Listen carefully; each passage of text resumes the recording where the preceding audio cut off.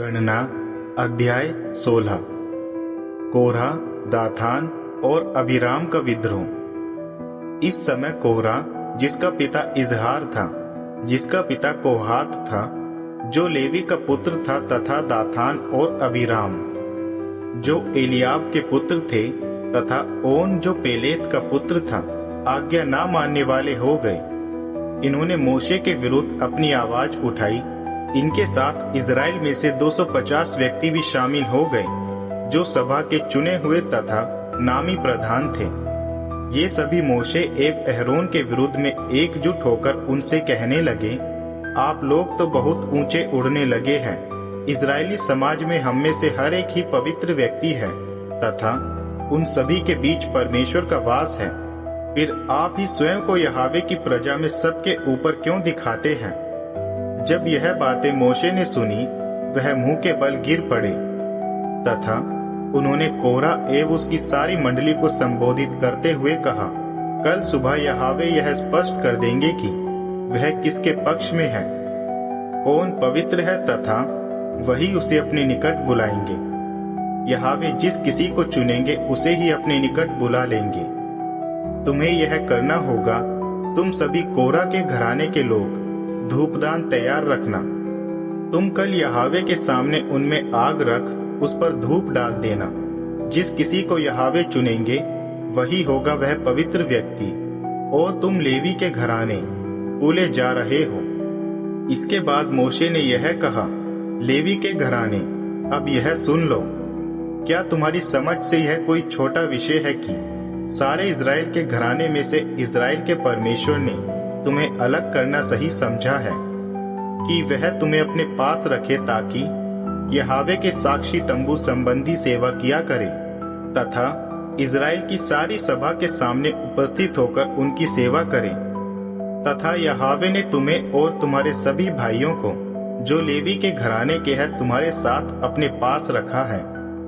फिर तुम एवं तुम्हारे ये सारे साथी आज वस्तुतः स्वयं यहोवा के विरुद्ध खड़े हो गए हैं। अहरोन है ही कौन जो तुम उसके विरुद्ध बड़बड़ा रहे हो? मोशे ने आज्ञा दी कि एलियाब के पुत्र दाथान तथा अबीराम उनके सामने लाए जाए। उन्होंने उत्तर दिया, हम नहीं आएंगे। क्या यह कोई छोटा विषय है कि आप हमें एक ऐसे देश से, जिसमें दूध और मधु का भंडार है, निकालकर यहाँ निर्जन प्रदेश में मरने के लिए ले आए हैं, कि आप स्वयं को हम पर शासक बना बैठे? इसके अलावा आप हमें ऐसे किसी देश में नहीं ले आए हैं जहाँ दूध और मधु का भंडार है, और ना ही आपने हमें ऐसी मीरास दी है जहाँ खेत तथा अंगूरों के बगीचे हैं। क्या मतलब है आपका? आप इनकी आंखें निकालना चाह रहे हैं। हम वहाँ नहीं आएंगे। मोशे बहुत ही क्रोधित हो गए। उन्होंने यहोवा से कहा, उनकी भेंट स्वीकार ना कीजिए।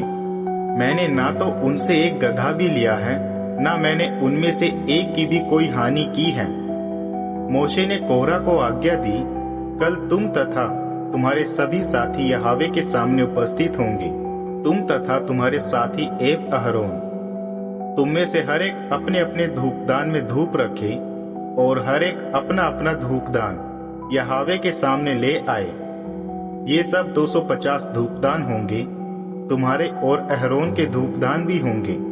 तब इनमें से हर एक ने अपना अपना धूपदान लिया, उसमें आग रखी तथा आग पर धूप। तब वे सभी मोशे एवं अहरोन के साथ मिलन वाले तंबू के सामने खड़े हो गए।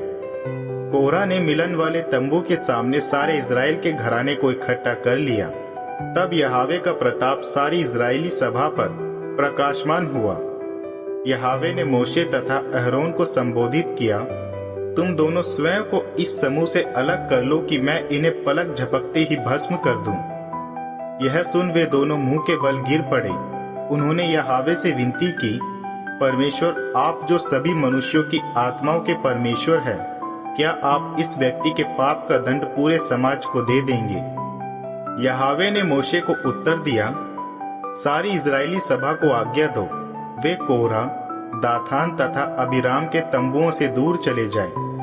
फिर मोशे दाथान एवं अबीराम की ओर बढ़े, और इजराइल के पुरनिये उनके पीछे पीछे चलने लगे।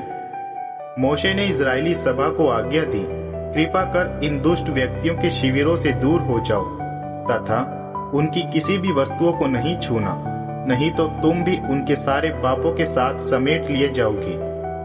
तब वे कोरह, दाथान तथा अबीराम के तंबुओं से दूर हट गए। दाथान तथा अबीराम बाहर आकर अपनी अपनी पत्नियों तथा बच्चों के साथ शिविर के द्वार पर खड़े हो गए। मोशे ने घोषणा की, अब तुम्हें यह एहसास हो जाएगा कि ये सारे काम करने की जवाबदारी मुझे स्वयं यहोवा द्वारा सौंपी गई है। यह मेरी बनाई योजना नहीं है। यदि इन व्यक्तियों का निधन अन्य मनुष्य के समान स्वाभाविक रीति से हो जाए या इनकी नियति सारी मानव जाति के समान हो, तब समझ लेना कि मैं यहोवा का भेजा हुआ नहीं हूँ। किंतु यदि यहोवा आज कुछ असाधारण काम कर दिखाते हैं, यदि आज भूमि अपना मुख खोले इन्हें इनकी सारी संपत्ति को निगल लेती है कि वे जीवित ही भूमि में समा जाए, तब तुम्हें यह निश्चय हो जाएगा कि इन लोगों ने यहोवा को तुच्छ समझा है। जैसे ही मोशे का यह कहना समाप्त हुआ, उनके नीचे भूमि फटकर खुल गई। पृथ्वी ने मानो अपना मुंह खोल उन्हें निगल लिया। उनके घर परिवारों को, कोरह के सभी संबंधियों को, उन सब की संपत्ति सहित। तब वे तथा उनकी सारी संपदा जीवित ही भूमि के गर्भ में समा गए और भूमि उनके ऊपर अपनी पहले की सी स्थिति में आ गई। वे इजराइल की सभा के बीच से मिट गए।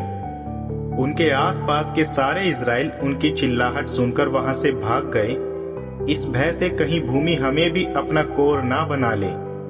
तब यहोवा की ओर से भेजी गई आग ने उन 250 व्यक्तियों को भस्म कर दिया जो धूप भेंट कर रहे थे।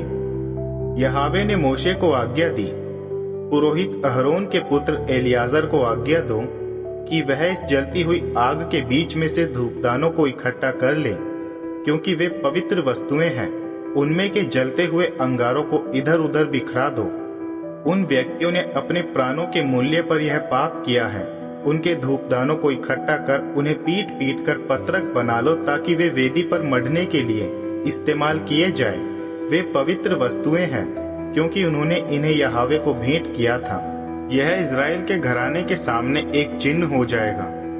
तब उन व्यक्तियों के द्वारा भेंट धूपदान को, जो इस आग में नाश हो चुके थे, एलियाजर ने इकट्ठा किया और उन्होंने इन्हें पीट पीट कर वेदी पर मढ़ने का पत्रक बना डाला। यह सारे इजराइल के सामने एक चेतावनी थी कि कोई भी व्यक्ति जो अहरोन के वंश का नहीं, वह यहोवा के सामने आकर धूप ना चढ़ाए, कि उसकी दशा वह ना हो जाए जो कोरह एवं उसके साथियों की हुई, ठीक जैसी पूर्व घोषणा मोशे के द्वारा यहोवा ने की थी।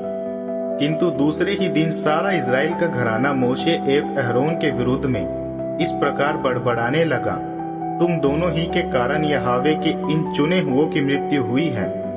किंतु उसी समय हुआ यह है कि जब सारी सभा मोशे एवं अहरोन के विरोध में खड़ी हो चुकी थी, वे मिलन वाले तंबू की दिशा में आगे बढ़ रहे थे। यह सामने देखा गया कि मिलन वाले तंबू पर वह बादल छा गया तथा वहां यहोवा का प्रताप प्रकट हो गया। फिर मोशे एवं अहरोन मिलन वाले तंबू के सामने जा खड़े हुए। यहोवा ने मोशे को संबोधित कर कहा, इस सभा से दूर चले जाओ कि मैं इन्हें इसी क्षण भस्म कर दूं। वे यह सुन मुंह के बल गिर पड़े। मोशे ने अहरोन को आज्ञा दी, अपने धूपदान में वेदी की आग डालकर उस पर धूप डाल दो और बिना देर किए इसे सभा के निकट लाकर उनके लिए प्रायश्चित करो, क्योंकि यहोवा का क्रोध उन पर भड़क चुका है, महामारी शुरू हो चुकी है। अहरोन ने ठीक यही किया। वह दौड़ता हुआ सभा के बीच जा पहुंचा, क्योंकि यह दिख रहा था कि लोगों के बीच में महामारी शुरू हो चुकी थी। फिर अहरोन ने धूप जलाकर लोगों के लिए प्रायश्चित किया। वह मरे हुओं और जीवितों के बीच में खड़ा हो गया, जिससे महामारी शांत हो गई। किंतु फिर भी जिनकी मृत्यु इस महामारी से हुई थी, उनकी संख्या 14,700 हो चुकी थी। यह उनके अलावा थी जो कोरह के कारण हो चुकी थी। फिर अहरोन मोशे के पास लौट गया, जो इस समय मिलन वाले तंबू के द्वार पर खड़े हुए थे, क्योंकि अब महामारी शांत हो चुकी थी।